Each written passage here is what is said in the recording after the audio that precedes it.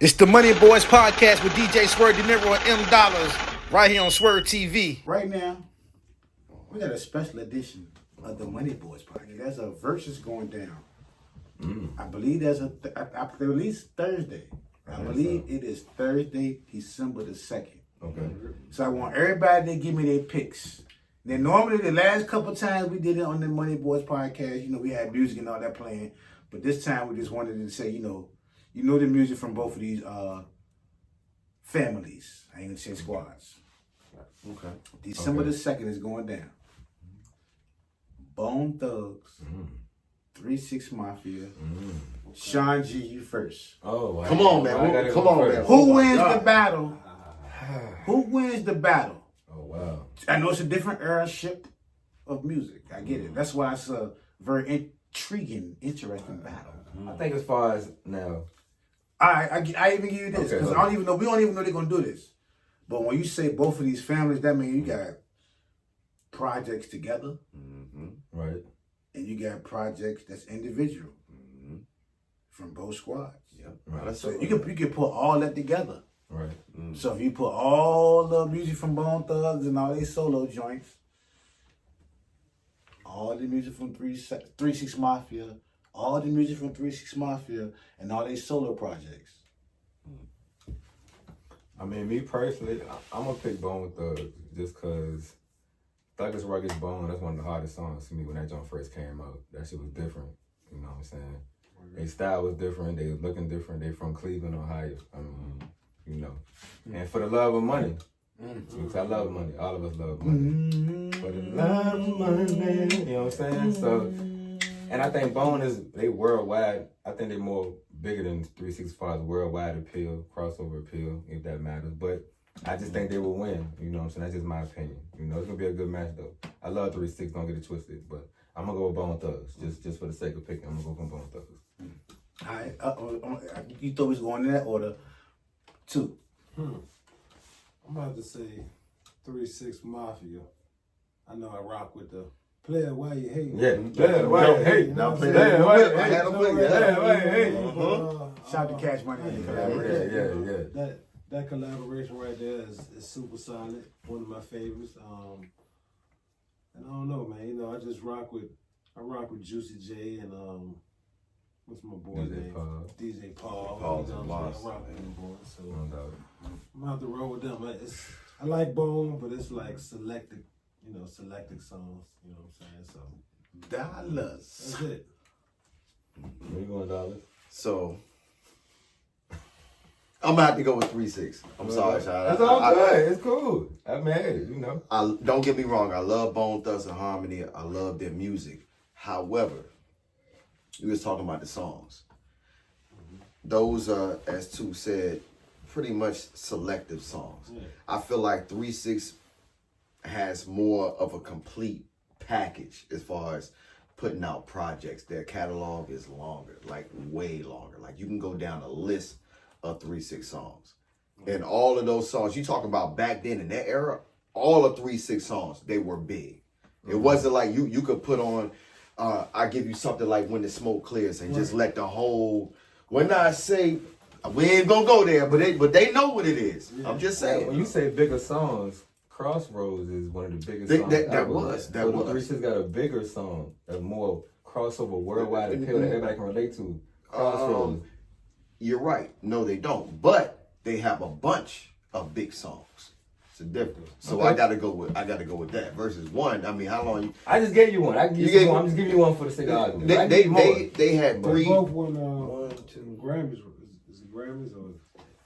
With 3-6 did win the Grammy. They sure did. They did win the Grammy. Paul yes, sir. They did. Yes, sir. They definitely did. I think Bone has 2 though. I think. And then 100% sure. Well, no, 3-6 won an Oscar. I'm sorry. They won an Oscar. Yeah, they won an Oscar. Which is folks, right. Sorry, but they won an Oscar. And then probably Grammy. Then if you want to be technical, like Swirv said, they each had. Somebody itching to say something. Look, look at it. They each had individual projects. So if you look at that aspect of it, I still got to give it a 3-6. Okay. 6. Yeah. Now I was glad he got it right with the particular award, because that's, even though we don't have to validate ourselves as black people, but still to get that type of an award that Sean mentioned, Right. It's priceless. It is. You know what I mean? That's huge. For the essence of my generation, in my high school years, middle school, high school years, it was Bone Thugs and Harmony. But 3 6 Mafia is a whole different vibe, even though they did their thing in the 90s as well. You know what I'm saying? They did break technically in the 90s.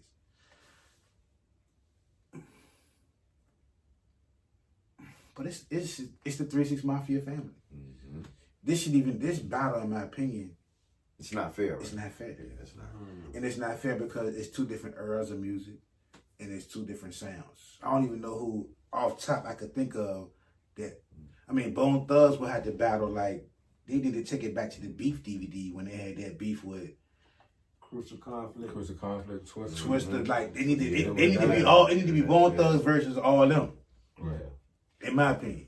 You know what I'm saying? 3 6 Mafia. They just had their own kind of music, bro. They did. So really, for them to even be in his verses, I commend them to being part of the culture of verses. But there's nobody who can go verse 3 6 Mafia, No doubt. in my opinion. Not saying nobody can touch them, but they their own breed of music. That's my opinion. So for this battle, of course, it's 3 6 Mafia all day. I mean, Project Pat's solo album See? by itself Yeah. would beat anybody's solo album. Yeah, the Bone Thugs had definitely. crossover appeal. Mm-hmm. But when if I'm investing my money in both squads, you know what I'm saying, and if I had invested in that generation with inflation with this generation, I'm gonna get more money off this squad. You know what I'm saying? You got all that stuff, and then who's still it's one person out of all the squads that's still moving the most, and that's Juicy J. Yeah. Well, DJ Paul too. Yeah, I mean, he's doing doing because his he's thing. on the production He's side. doing. I'm so- just saying, as far as What? being the artist with the appeal Yeah. to the masses, is Juicy J. He's doing you seeing the most, you hearing the most. You know what I'm saying? DJ Paul. Oh no, that's he's a making, whole- he's making hits. that's a whole other level. You know what I'm saying? Yeah. But as far as being the artist, DJ Paul, like for me, is like respect. He on the whole. So would you As say artists, that both families changed the game when they came in because they was both different I think when so. they came in? Yeah. So they both I'm legendary in not their own saying- right. Yeah. I'm gonna say I could think so. I mean, I don't really. I wasn't in Atlanta to know about the crunk era, but I do know that for being in Richmond, being at spots like 534 in Richmond on a Thursday night, you know what I'm saying? We heard turn the club up. Yeah. I ain't hear like besides I'm About It, you know what I'm saying? It was and all the No Limit stuff at the time, it was that music right there. Like tear the club up alone. Yeah. I was scared to get on the dance floor. Yeah. It's that simple. It was that was it. They helped start a whole era Yeah, with the crunk era. Oh. They definitely a part of that whole era. Yeah. They might not call that stuff crunk, but that was for us in Richmond. That was like, shucks, that turned us up. Like P did it too on that level. Right. But then 3-6, Their style was different. everything else after that. That's like Bone. They was like the first group. They was rapping, singing, and harmonizing, Yeah. but had bars too, and you had to listen. You know what I'm saying? That was way different.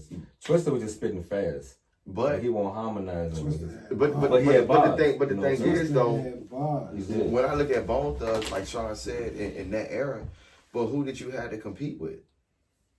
They was the first to come out with their style. Is what I'm saying. But after that, who did they have to compete with?